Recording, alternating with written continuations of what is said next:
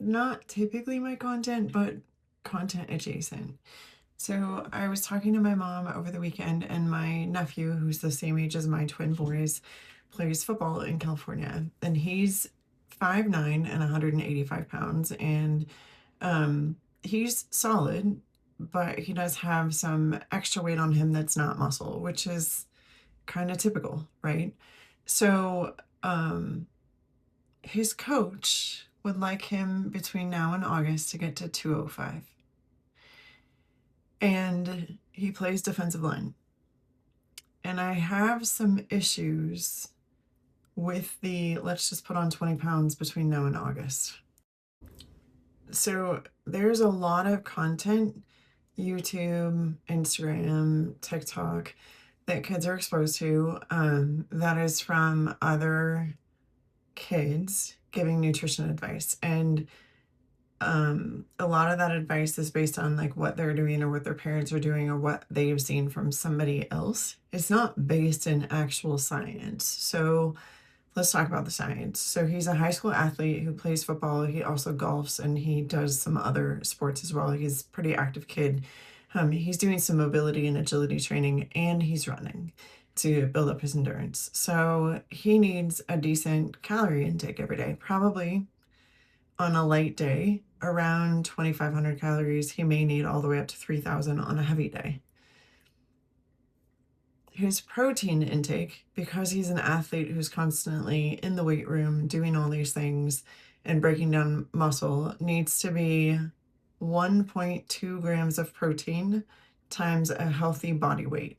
For him, if he were like, 10% body fat, that's probably going to be right around 170. So 1.2 times 170 to get his protein goal. Now then, because he's also a high school student who's had at least one concussion, he's had more than one concussion, he needs to have healthy fats, things like avocado, nut butters that are clean, so almond, cashew, pistachio, and actually cashew's not a nut, just in case you were wondering, pecan or healthy nuts, right? And we need a low sugar intake, but we want him eating healthy carbohydrates like vegetables. He can even eat things like rice and pasta as long as those things aren't every day, a healthy sourdough bread. Those are all healthy things, right? So his minimum protein intake to maintain healthy muscle, build it, repair it, should be 204 grams of protein a day. And if you multiply 204 times 4, then you get 416 calories out of 2,500 to 3,000.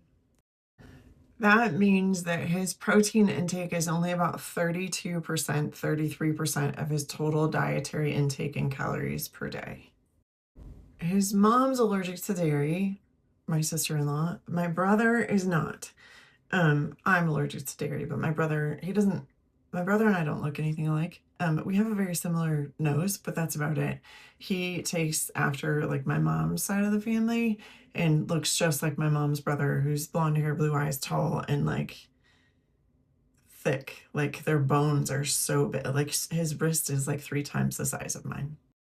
So it's possible that my nephew does not have a dairy allergy. So full fat dairy might be a good way for him to get in some of those healthier fats, right? So whole milk, 5% fat yogurt, those kinds of things. The whole fat cottage cheese, whole fat mozzarella, those kinds of things are going to be very good for him. And he could probably even go up to about 50% of his dietary intake being fat, which would mean that he's getting about 138 grams of fat a day, as long as they're healthy fats. So again, nuts, nut butters, avocado, full fat dairy, cheeses, those kinds of things would all be great for him. And then he needs another 400 calories or so in healthy carbs.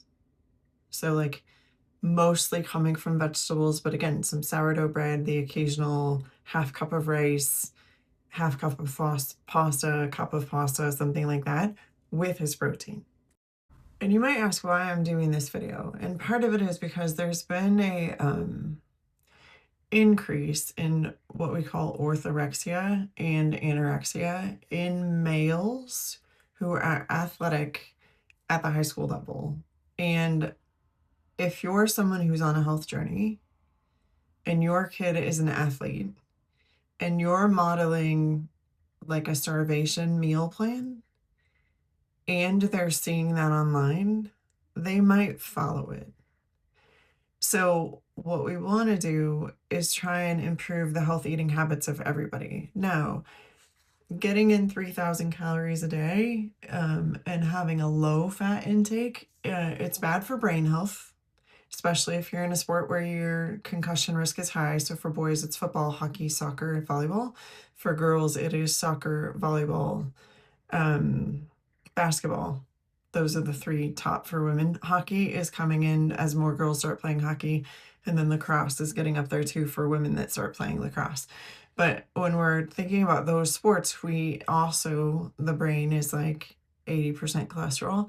So we need those healthy fats in order to help the brain recover from all the things we're asking it to do in a day as a student and as a student athlete. And I know practice times can be all over the place, but it's still a really good idea to get your child to stop eating about 3 hours before bed because a lot of high school kids will develop silent GERD or silent reflux. And they'll end up with things like a stuffy nose, particularly this time of year, and you'll think it's just allergies, but really it's reflux.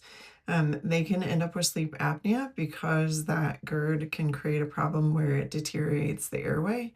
And they can develop some unhealthy gut issues because of other things that are going around and things that they're doing. Because let's be real, they're not going to not eat sugar with their friends. So it doesn't matter like what you put on their plate. If they're going out to lunch with their friends, they're going out on the weekend with their friends, there's going to be sugar in their diet. And so their gut health may not be the best. But also, I want to reiterate that if you have a coach telling your child they just need to put on 20 pounds in a short amount of time, remember that metabolic flexibility is good, but also the more we shift their weight quickly in short periods of time, the less metabolically stable they become because they're just focused on gaining the weight. And so they tend to eat not as healthy. They are not focused on how do I improve my strength to weight ratio. And if you're not sure that this works and you're a football player and you want to come at me, that's fine. I'm just going to remind you, though, that when the Denver Broncos had their best defense, when they were ranked number 1 for the longest time, they also had the smallest D-line in the league because their strength to weight ratio made it so that they were more agile, more responsive, and less prone to injury because they weren't carrying around garbage weight. So let's think about that in terms of our athletes too, and getting them to eat healthy and encouraging healthy eating habits for a lifetime. Now, back up to the time when they're not in school. Do they need that much fat? No. In their off season, do they need that many calories? Maybe not. But in their season, 2,500 to 3,000, some of the kids, like I had a friend that was 6'4" and 240 pounds in high school, 3,500 calories during football season, absolutely appropriate. Out of football season, he probably should have been closer to 2,200. But we have to understand how metabolism works, what the body needs, and how to maintain health as well. So if you're looking for advice for your teenager and they have a coach that's telling them to just put on weight and you'd like help navigating that, I also write meal plans that are high protein for athletes. I even do high protein vegan meal plans for athletes.